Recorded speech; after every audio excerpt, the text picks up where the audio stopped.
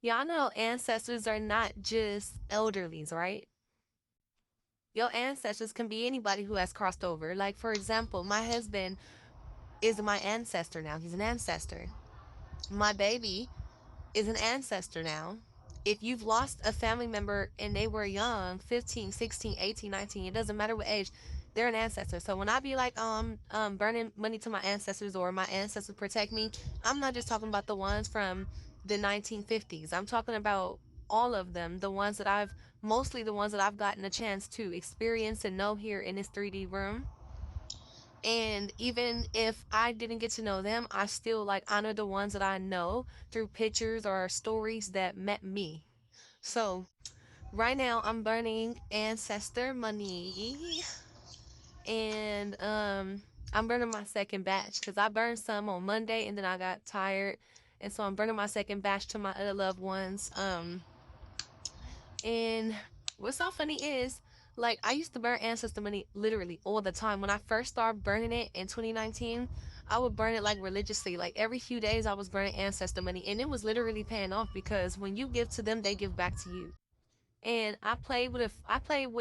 So right now, I got Jade. This is my favorite, and I've noticed that my husband and my grandmother, they love this. But I had got some Harriet Tubman, like a Harriet Tubman type, and they liked it that, but just not as much. So I just stick to the Jade. But you can play around with different types of ancestor money and see which ones that your people like the most. But what I was gonna say is, it's so funny because I know that they're telling me like, Desi, nobody else does this. Nobody else, no one I know, no one in the family, baby, burns ancestor money to us but you. So we count on you to do this, and you can't do it every 2 months. We need you to do this weekly because they need help clearing karma. When you speak their names, you help clear their karma. You help, because really, as we heal, we help them transition. Will ascend even higher. You know what I mean? There's levels to ascension.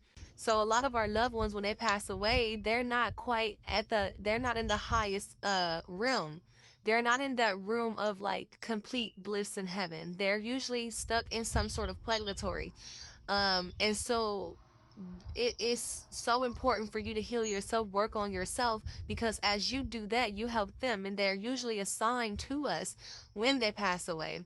And so that is when you'll start getting synchronicities and feel led to do this, or have a dream, and one of them come to you and they're giving you signs and synchronicities in that dream, things like that, because they're trying to guide you to your path. Because as you heal, they heal. So they usually help the ones that's like struggling with things that they've experienced. Like for me, um trying to think, like for me, like like I had to break out of the cycle of dating, men who has had addictions or is struggling with addictions.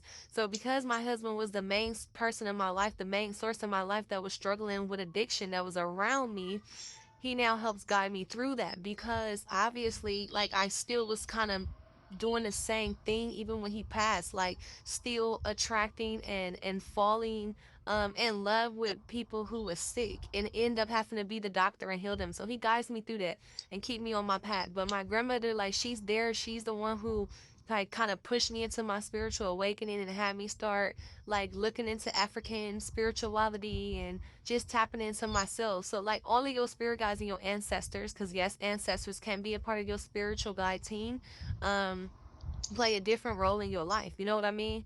And so, like, even with Lyric, like my baby, like, she's always there to remind me to be loving, to be kind, to be gentle, to listen to my other kids, to like, you know what I mean? Because as a mom, especially a mom who has to raise her kids alone because their fathers are deceased, you can get very frustrated, and I can easily get irritated and annoyed and want to yell and snap at everybody. So when I think of her, it's like I hear her telling me to calm down and relax, and just be grateful that you still have them. So what I'm saying is, like, it's always that one in the family that's gonna have to carry that. I don't know what to call that, because there's so many different things, but basically you're gonna have to put that hat on, and you're gonna be the one that has that altar for your loved ones. You're gonna be the one that makes sure that you give them offerings, whether it's water, whether it's coffee, whether it's flowers, whether it's a morning conversation. Whether it's going to the grave sites and cleaning it and decorating it, like it's gonna always be that one person that has to carry that. I don't even know why I keep calling it that. What do y'all want me to call it? I guess just carry that responsibility. And I don't mean that in a negative way, because it's very liberating for me to do. And I'm very grateful that I was chosen, even though sometimes it's so hard to know that you were chosen and you can't look left or right and you know what I mean, ask any like have anybody do it with you. Like the only person that I know that even closely, remotely do the things that I do is my daughter. And why? Because that's my daughter and that's just in us. Like I can tell her I'm burning ancestor money and she not gonna be like, what is that and why? Or I can say, you know what I mean? Like it's just we understand each other. But to be the only one in the family to do that can be very, very hard. And they actually just they have nobody else to depend on. So a lot of the time when the pressure is put on you chosen ones, it's not put on you because the universe and your loved ones are saying, oh, you so strong, you can do all of this. It's put on you because you're the only one that can do it. But you got to understand they do lighten your load too. It's not that we just doing and we're not getting anything in return, because as I do for them, they do for me. I don't care if it's just whether putting the energy of peace in my life this week, of helping me avoid all type of situations, circumstances, experiences, drama. Like they shield me from that type of shit.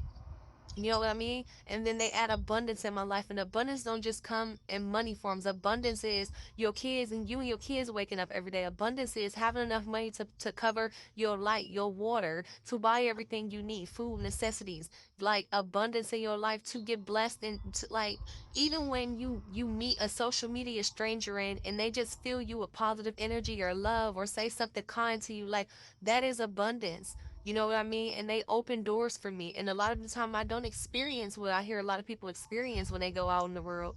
I usually experience really beautiful souls when I go out. So you never know how they're going to give back to you, but they always give back to you. And I remember my prayer would be when I didn't have my own place, it would be, y'all help me get my own place and my own space. Therefore, I could commune, and um sit with you guys and have altars for you guys and do what I want to do for you guys in peace, with freedom, with space.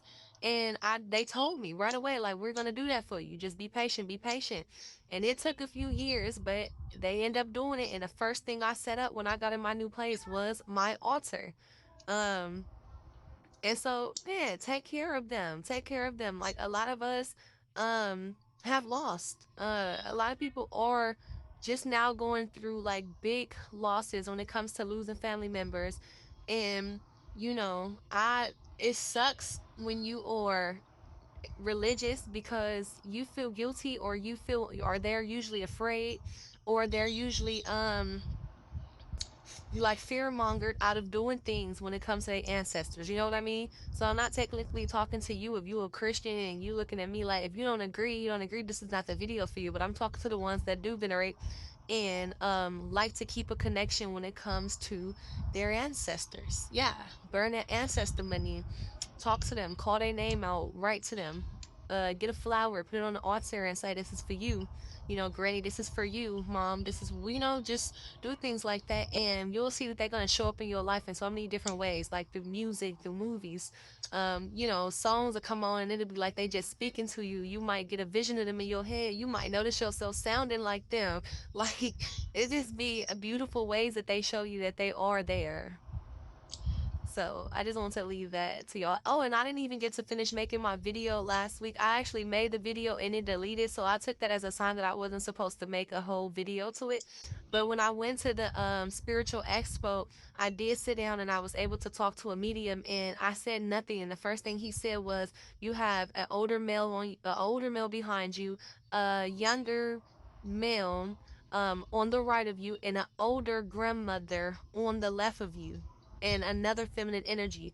And I was shocked, but I wasn't shocked, because that is who I know walk with me every day. That is my husband behind me, my daughter's dad, who passed away when we were 17. He would be 37, just like me now, on the side of me. My grandmother, my mom's mom, on the left of me, and my baby.